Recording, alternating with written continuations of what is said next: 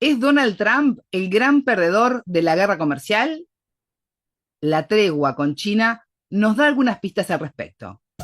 Bienvenidos, bienvenidas. Esto es Enfoque con Alejandra Patrone y la producción de los pueblos y movimientos articulados en Avia Yala Soberana.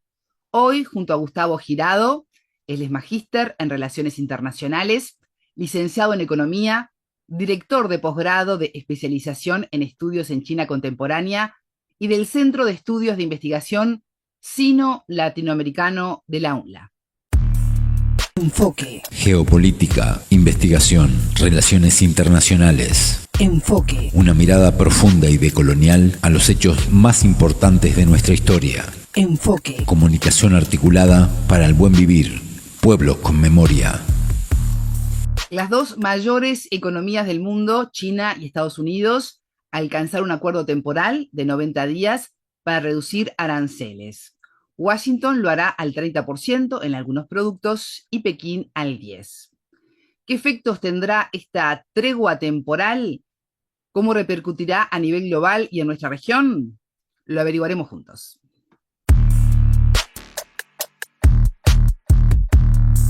La entrevista. Gustavo, ¿cómo estás? Bienvenido a Enfoque. Es un gusto recibirte.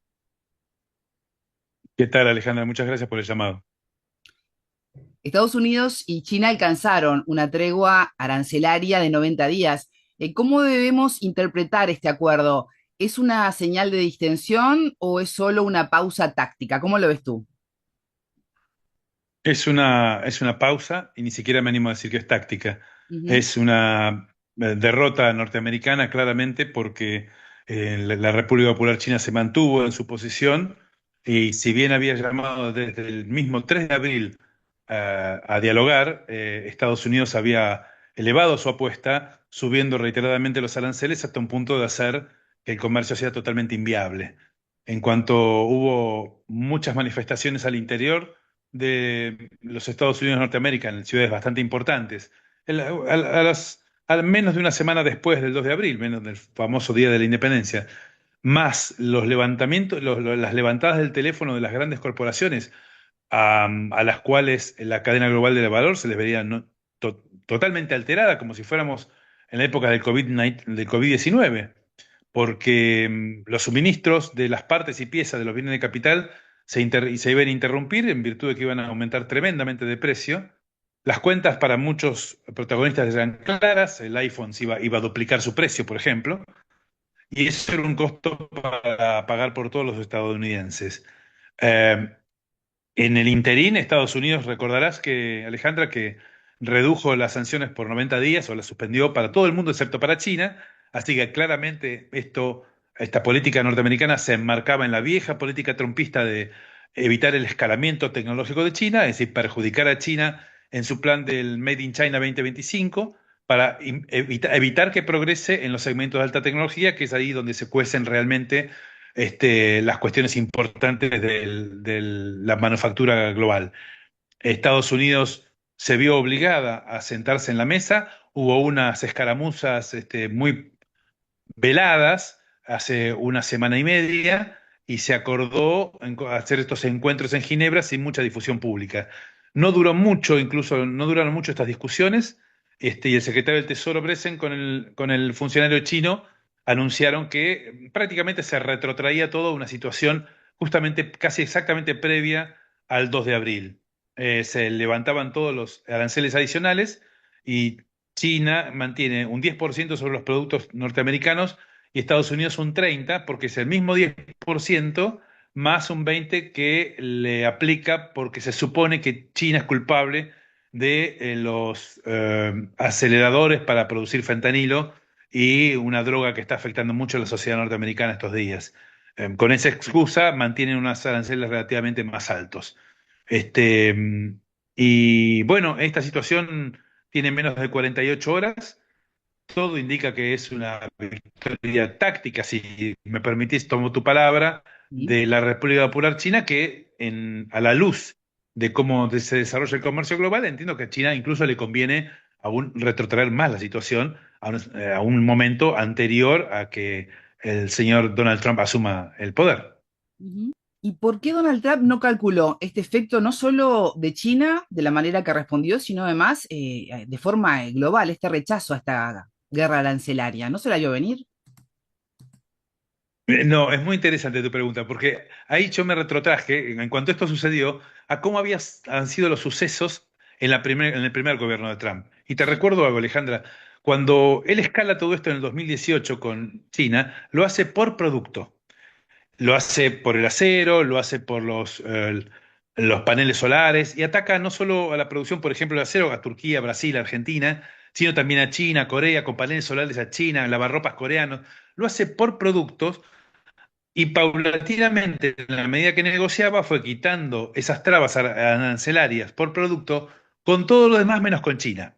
Al punto tal que quedaron, fue evidente que era evitar el escalamiento tecnológico y empezó esa escalada arancelaria con China que culmina en el acuerdo de fase uno que si bien se iba cumpliendo paulatinamente, se tuvo que suspender por el famoso COVID-19. Es decir, cuando se para el comercio global, también se detiene el acuerdo de fase uno que China estaba cumplimentando. Y ese acuerdo de fase uno era nada más y nada menos que China le comprase mucho más productos agroalimenticios a Estados Unidos durante 2 años, más exactamente por 200.000 millones de dólares, con la base de lo que le había vendido China, perdón, le había comprado China a Estados Unidos en el 2017 y de esa manera el déficit norteamericano, el déficit exclusivamente comercial, se iba a reducir en forma importante, por lo menos hasta la mitad.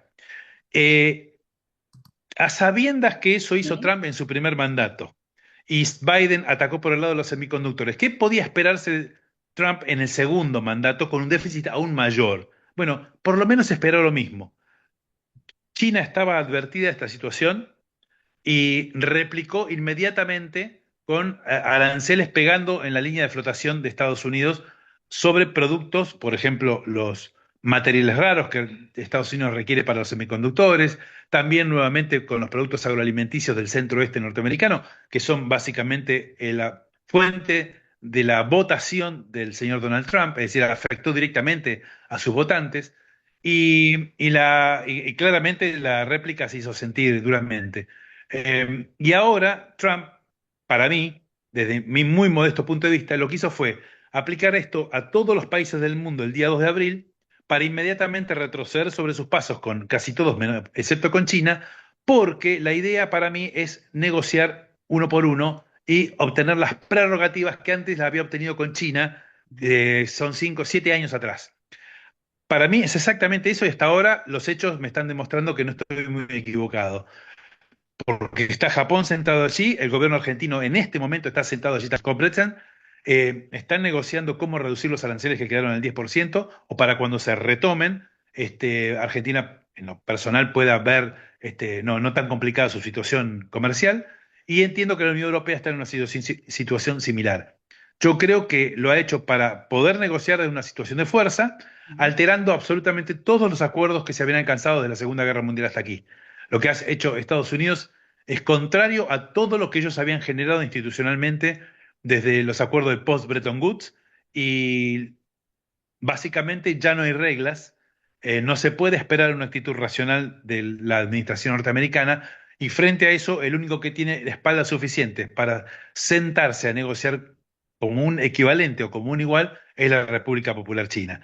Todo el resto de las economías que tienen algún grado de dependencia con Estados Unidos, que en el caso de Argentina es financiero, en el caso de Japón es comercial, tienen otro tipo de prerrogativas para poner sobre la mesa.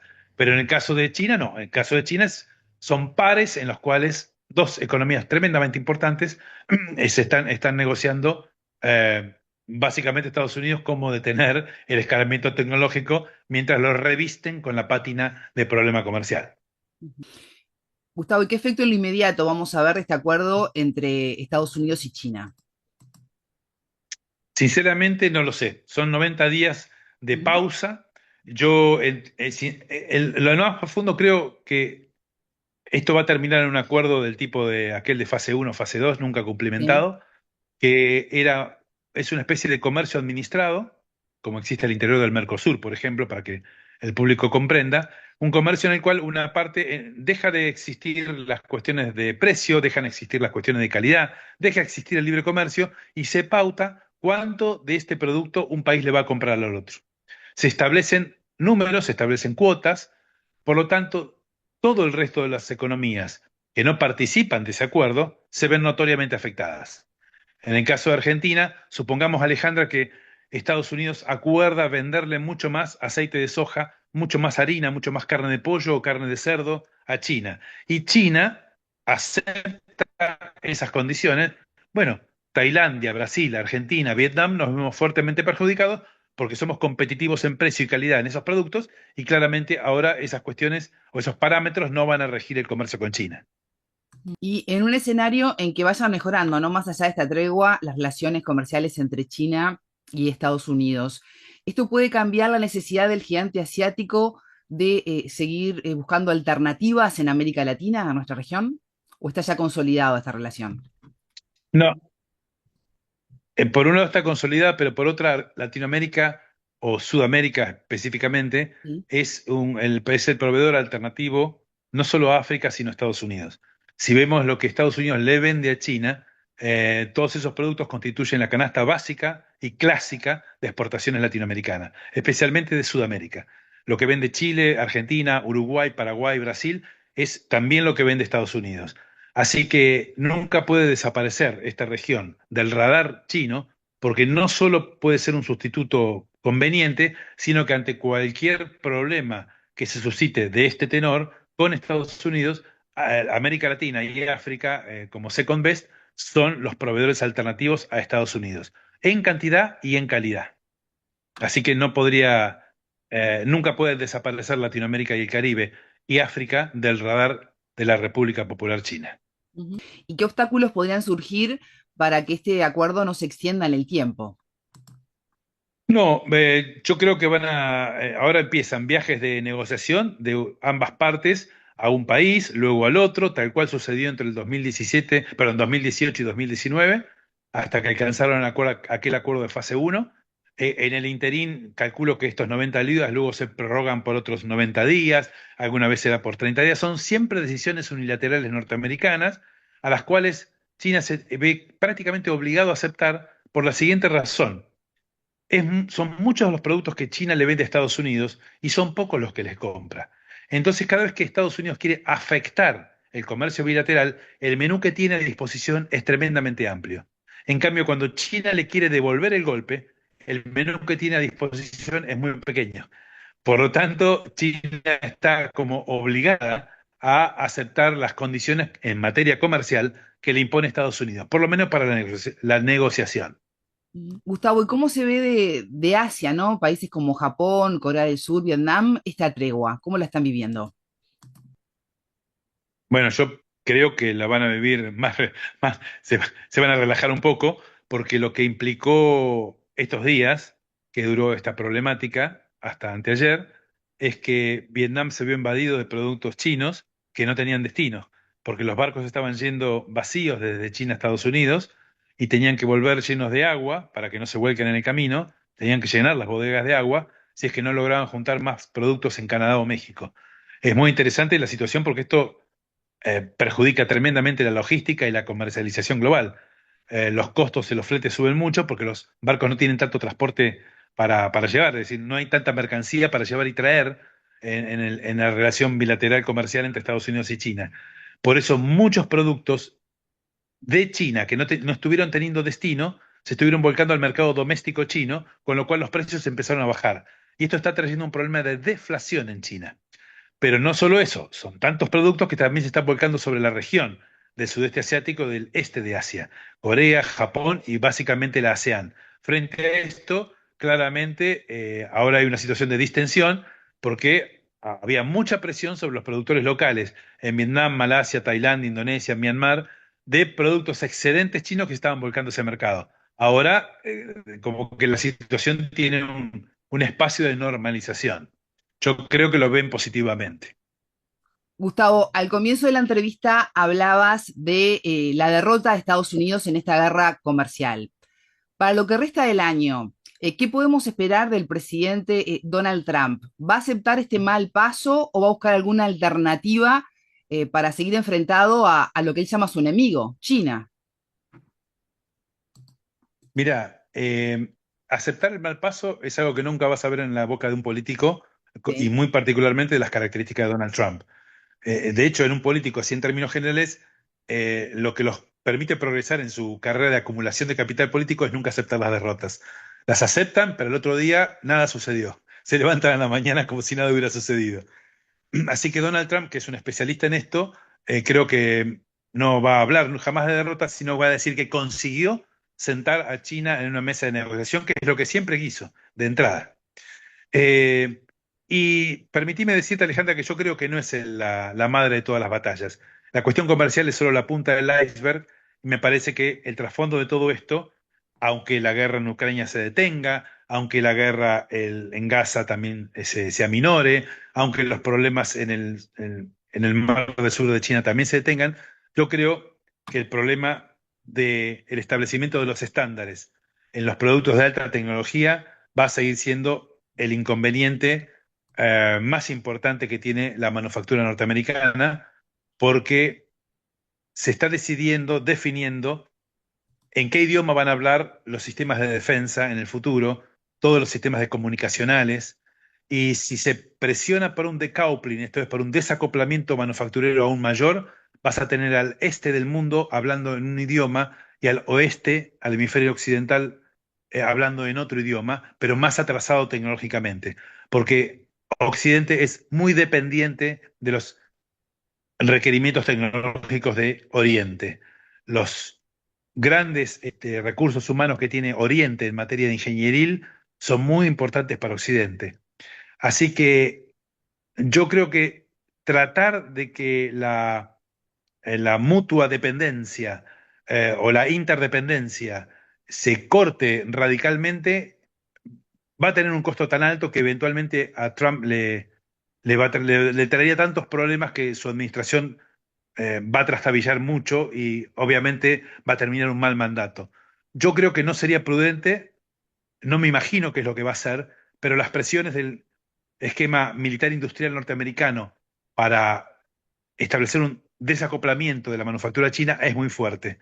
El Silicon Valley necesita la integración económica o manufacturera con Asia, pero no el esquema militar industrial o el sistema militar industrial que ha caracterizado tanto las últimas décadas a la acumulación de capital en Estados Unidos. Son básicamente el nudo gordiano del progreso tecnológico y es el vínculo entre el Estado norteamericano y los sistemas de defensa los que le han permitido progresar. Pero ahora sin Asia no van a poder hacerlo. Así que hay una disputa doméstica al interior de Estados Unidos que entiendo esa pulseada va a definir la posición del Ejecutivo norteamericano. No nos olvidemos que el Congreso norteamericano es aún mucho más duro con China de lo que es el propio Ejecutivo. En la primera presidencia de Trump, el Ejecutivo, el Congreso norteamericano y sus comisiones, especialmente la de telecomunicaciones, los informes eran extremadamente más duros en sus requerimientos de decisiones de política para el Ejecutivo. Esto es, eran mucho más feroces los ataques del Congreso a los que llevaba adelante el Ejecutivo norteamericano. No tengo por qué pensar que eso es distinto ahora.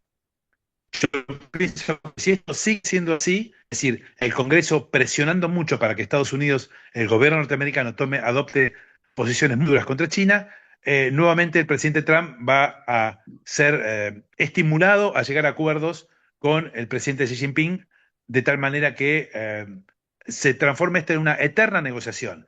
Y el famoso Tucídides, digamos, no termine en una colisión armada, sino que se acuerden algunos mecanismos de cooperación que permitan que el hegemón exclusivo norteamericano ya no ocupe ese lugar de primacía en la punta de la pirámide, sino acepte y abra las puertas a un esquema multilateral como que teníamos décadas atrás. La primacía exclusiva norteamericana está en juego y no creo que haya posibilidades de que eso pueda perdurar. Gustavo Girado, magíster en Relaciones Internacionales y licenciado en Economía, director del posgrado de especialización en estudios de China contemporánea y del Centro de Estudios de Investigación Sino-Latinoamericano, UNLA. Muchas gracias por estos minutos con Enfoque. Gracias a vos, Alejandra, y gracias a todos los oyentes. A ustedes les decimos que ya se viene la frase del día. Por más contenido geopolítico pueden suscribirse al canal y darle me gusta al programa. Tengan todos ustedes una excelente jornada. Buena vida para todos. La frase del día.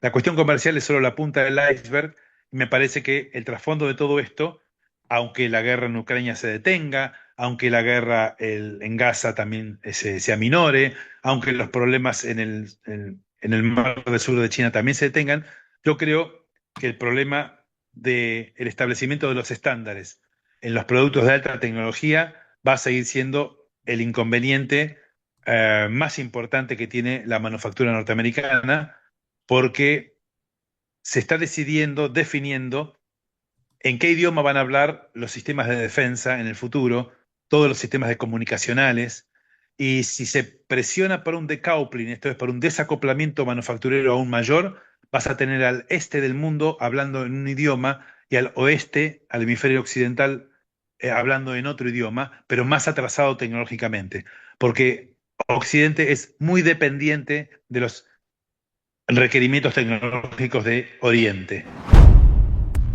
Enfoque, con Alejandra Patrone y la producción de los pueblos y comunidades articulados en Abya Yala Soberana para www.radiovictoriagt.com.